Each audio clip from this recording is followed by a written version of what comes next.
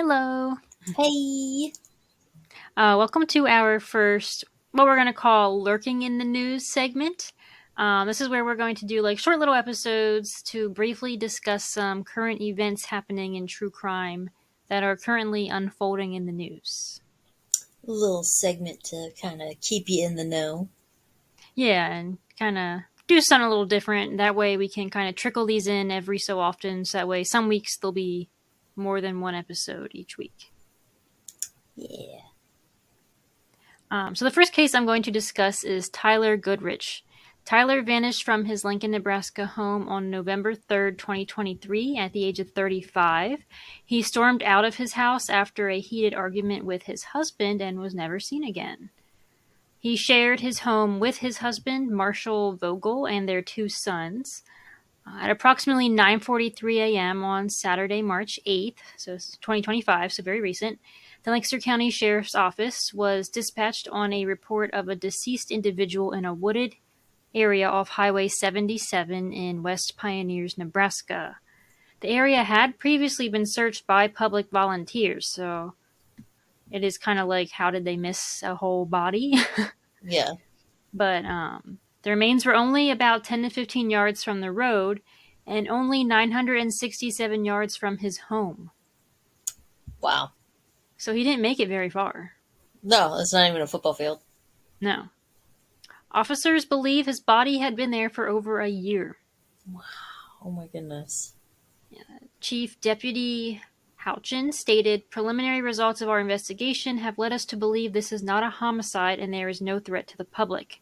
They do think the death is suspicious, so hopefully we will get some more answers after his autopsy." But I don't know, that's Yeah. a little weird, you know? Like Yeah. how 967 yards from his home. Home. I mean, it was November 3rd, so I mean, yeah, it's going to be cold out, but it's not deathly cold where he's going to succumb to the elements. No. Unless it was like a deathly cold random day. I don't know. Definitely a lot of information that will be coming out about that one, I guess, Yeah. as more comes out because I have so many questions. Yeah, me too. And the And more there was, we could be here for an hour, but the more I want to I speak know. on it. There was surveillance footage that did show, it was very dark though, that did show him like running Okay. past his house. And he like, well, he wasn't walking, he was running. Okay. So Hmm. I don't know. Yeah, there's a lot of weirdness that I'm Yeah. curious to see what else will come out from that case. Yes. But he was found. His family has his body now, and they Yeah. can give him a proper burial. A little bit of rest there, so Yeah. good. Next case is the Martin family. Crime Junkie actually covered this case recently. The Martins were a family of 5 from Oregon that disappeared right before Christmas in 1958. They told a neighbor they were driving to the Columbia River Gorge in search of Christmas greenery to decorate their home. They left their Multnomah County home around 1 p.m. on December 7th, 1958, in their 1954 Ford station wagon, but never returned home, so the neighbor reported them missing that same day. The family consisted of Kenneth, 54, and Barbara, 50 or 48. Those were the mom and dad. And then their 3 daughters, 14-year-old Barbara, known as Barbie, 13-year-old Virginia, known as Gina, and 11-year-old Susan, known as Sue. They also had an older son who was away in the Navy at the time. The Hood River County Sheriff thought the family may have accidentally driven into the Cascade Locks at the time of the disappearance based on tire tracks and a credit receipt showing they had bought gas. And Cascade Locks, I think, is the area above where the Columbia River is. Okay. So I would have to post a picture, but it's like a cliff area almost. And Okay. then far down is the Columbia River. The bodies of the 2 youngest, Susan and Virginia, were found floating down the Columbia River a few months after they disappeared, but none of the other bodies were ever recovered. A diver named Mayo, or Archer Mayo, found what he believed to be the Martin family vehicle in the Columbia River. He spent the last 7 years diving into the Columbia River trying to find clues because this case really interested him. On Friday, March 7, 2025, part of the vehicle was pulled out of the water. They did not find any human remains inside. It was mostly filled with rocks and debris. Mm. Mayo was also able to get a video of the partial license plate. After a match, officials said they are 99% sure this is the Martins' car. So that is super exciting. But I believe they are still doing some testing on the other half of the car. But because of how worn away it was, they weren't able. It like kind of like broke as they were pulling it out of the river. Yeah. So only part of the car was I recovered. mean, that's how long ago? Right, 66 years, I think it said. Wow, that's Yeah. crazy. Hmm. That's that's sad. It is. And even when I listened to the Crime Junkie episode, my first thought was, I bet they're in water somewhere. Yeah. Mm. Because how else did the whole family go missing other than accidentally crashing into a body of water? Yeah, You know what I mean? including their vehicle and everything goes missing. Yeah. I think that's honestly the answer to a lot of missing persons cases is they're in water I somewhere. know. I feel like that is the answer to a lot as well. And unfortunately, until you get somebody who's in there who's going to put in the effort to, I don't know, even when they do put in the effort though, I mean, like sometimes police Hmm. and stuff get them in there, especially if the case leads you to water somehow. But, Right. I feel like it's nearly impossible to search every inch of water, Right. especially if it's moving water. Like, Hmm. Yeah. Yeah, you have to, I guess, try to narrow it down to where the last known location was. yeah. And the possibilities are endless, really. Hmm. Like, same as we were So, talking about the Heather Elvis case, wherever she could be. I'm at the hmm. ocean here. The Yeah. possibilities are endless. Yeah, literally. Yeah. So we kind of have a little resolve from that case, so that's exciting, but I'm sure there'll still be some Yes. more news coming out. Yeah. But wow, after 66 years, I'm glad that they Hmm. settled that. Yeah. Popping in again because I misspoke. Cascade Locks is an old historic town in Oregon, but it got its name from a set of locks that were built in 1896 to improve navigation past the Cascades Rapids of the Columbia River. Locks were subsequently submerged and now replaced by the Bonneville Lock and Dam. So that's all. Next case is Dane Paulson. He is only 2 years old and went missing on March 1st, 2025, after playing in his front yard, which is about 100 feet from the Siletz River in Oregon. So, another Oregon case. The Lincoln County Sheriff's Office continues to investigate all leads. They are maintaining that there is no foul play in his disappearance. They're assuming he fell into the river.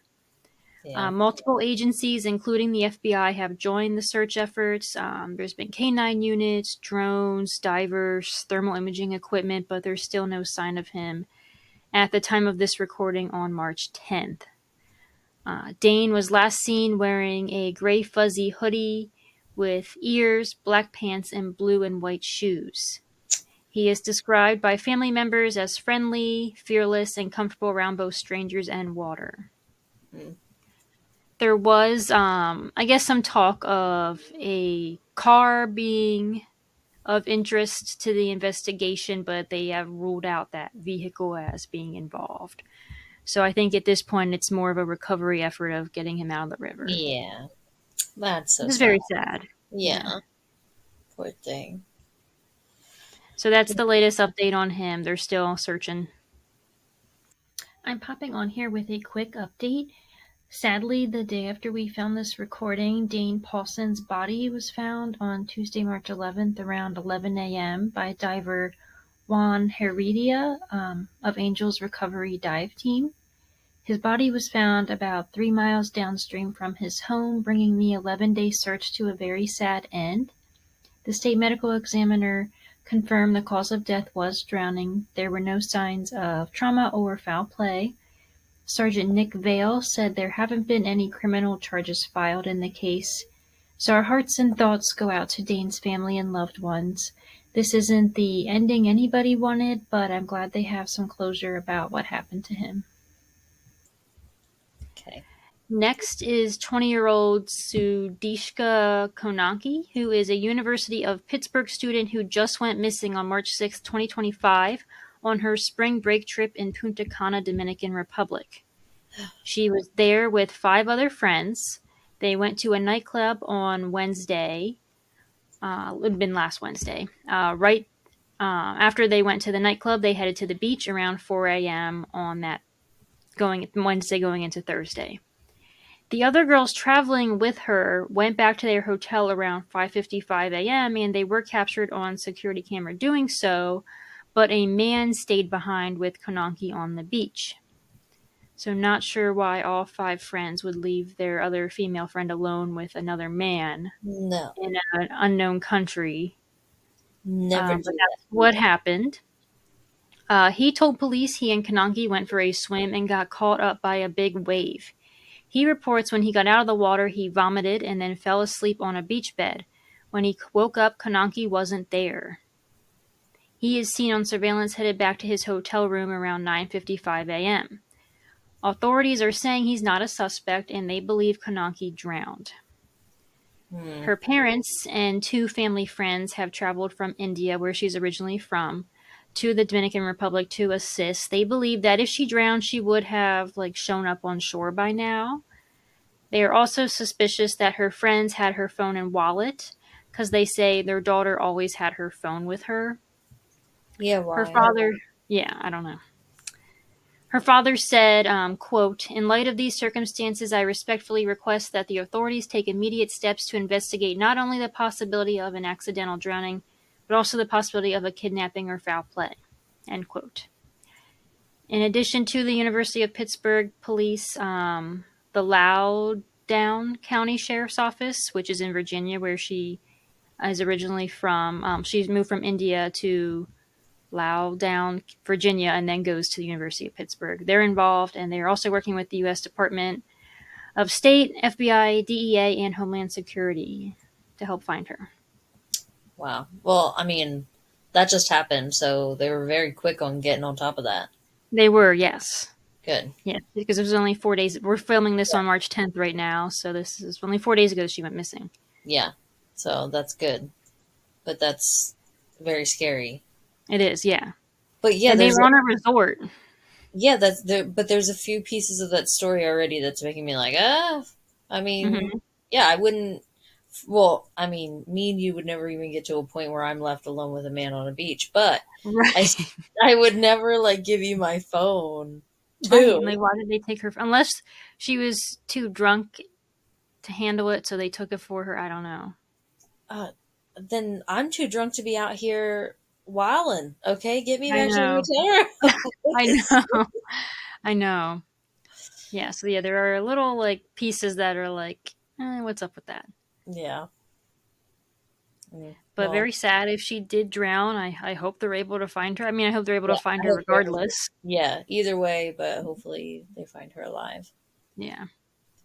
That's very sad. She's only 20 years old. Wow. Yeah. Mm. Last case I have is a little bit of a disturbing one. 9 students went missing on February 27th while vacationing in Mexico to celebrate their graduation. There were 4 women and 5 men, ages of 19 to 30. On Sunday, March 2nd, 2025, their bodies were found dismembered along a highway in San Jose, I'm going to butcher this, Michoacan, inside and around an abandoned dark gray Volkswagen sedan. 8 pairs of hands were found nearby in a bag, and 2 more were found in the trunk. 4 bodies were in the trunk. The other 5 were laying at the side of this gray sedan covered by a blood-stained tarp. The circumstances around the case remain a mystery, but bullet holes and visible signs of torture were found on the bodies. Mm. In an update on Thursday, March 6th, the Oaxaca Prosecutor General's office wrote on Facebook that it is investigating the potential involvement of local police in this missing persons case, which is highly scary. Yeah, that's. So police officers are just out there dismembering college students? Oh my god, like that? you describing that scene, yeah, disturbing. Trigger warning on this one. We didn't even go into a full case, but holy I know. moly, that's rough. Oh, Yeah, wow. they were all Um, dismembered. I yeah, don't know to what extent, but all their hands were missing. They were all cut off. it sounds like a horror scene. Like, Hmm. Yeah, can you imagine the literally, person that came upon that? no. And so I'm thinking, like, it had to have been a gang or something. There's no way one singular or even two people Oh did no. that. Yeah, that's like, is the cartel involved in this? Yeah, But like, why are they targeting college it was students? probably random. It's Unless probably, it I was really drug think, related? no, I think things like that, especially when things like that happen, it is wrong place, wrong time. You just happen to It could be, be. yeah, they would just happen to be passing through. And whoever stopped them was like, oh, money or whatever opportunity they figured they could get at the time. I guess, yeah. But I And don't in know why you would take Mexico, it that far. I don't know, there's Dismember areas, it. yeah. Yeah, there's Goodness. areas of Mexico that are very scary. So I don't know what this Oaxaca area is like. They Yeah, were headed to the beach, is where they were going on vacation. yeah. So I think this happened near the coast, where they That's were found. still But very, very scary yeah, because it's you're very. I traveling with read that and I was a like, group. what? Yeah, you're Yeah, traveling with a group like of nine. there's 9 of them and they couldn't defend themselves. Yeah, like they were all just taken out. Like that is the scare. That's very, very scary. Hmm. So yeah, it's like, how did they all get grouped together to where this could happen? I mean, Like, how did. that's why I say like a gang. I really feel like I watched one time. You ever seen the show I Survived? I've seen episodes. There was this one guy in there who he was motorbiking from the United States all the way down through Central America, and he got to like this really remote area, and these people just came out of the forest as he came around a Oh my corner, god. and they took him, and they took him for weeks. Like it goes through his whole survival Hmm. of him being in the woods and stuff, and they took him for weeks because they wanted ransom and everything. But that's what I pictured in my head was that episode when you're saying like where they are and like how many people and stuff, and I just pictured in my head like Hmm. they were just traveling and just got to a point where a roadblock or whatever, you know, Yeah. like when people or gangs like that do things like that, it's strategic. They're not just randomly setting up somewhere. Like it's probably Right. somewhere Yeah. where they couldn't like turn their van around in time, or people behind you, Hmm. people in front of you, whatever. It was Right. strategic, I'm sure. Ugh, that's so scary. That is Me and that's like Brandon. my tummy, like Yeah. Me and Brandon were watching this YouTube video. Because this happens to truck drivers sometimes in other countries where people will set up some sort of roadblock or put something in the road to get them to stop, and then because they want them to be the truck driver to smuggle them in somewhere, yeah, and they'll try to like take over. And we were watching a video of this truck driver, these people that were all coming out at him, but he like just kept driving anyway. Like he didn't care if he hit them. yeah, This one guy like was standing at the side of the road and then just pushed his bike in front of the truck, but luckily the truck just ran it over and didn't stop. yeah. Good. But That's you, what you I can't mean. trust anybody. No, it's scary. Never stop for anyone at the side of the road. I don't care what's happening. Yeah, I've had somebody stop for me on the side of the road. Well, they got lucky you weren't a murderer, but Right? Like I'm they not should be. stopping for no one. It was a guy. I was like, no, thank you. It's I'm good. I don't need a ride.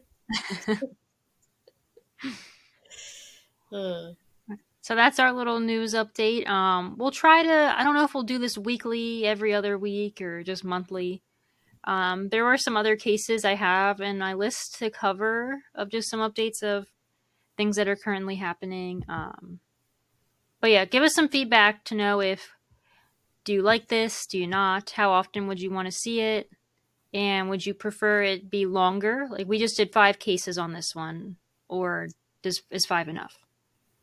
and also, if you see anything in the news that you think is worthy to be covered and we're not like being particular. We're of course unable to cover every single news thing that's going to Right. drop. Yeah. Every week we're kind of just covering some things that were interesting and we did a little research on and keep people up to date with it. Yeah. So And if you honestly, have a lot of these I found on Facebook, so it's not like I'm getting news updates from every state in the country. yeah, So if anything you have happening on your neck of the woods that you want us to share, let us know. yep. Make like a shadow and follow us on Instagram at Lurking in the Shadows podcast send us the Gmail at lurking in the shadows podcast at gmail.com, check us out on TikTok. at lurking in the shadows pod, and keep lurking around for our next episode. Bye. Bye.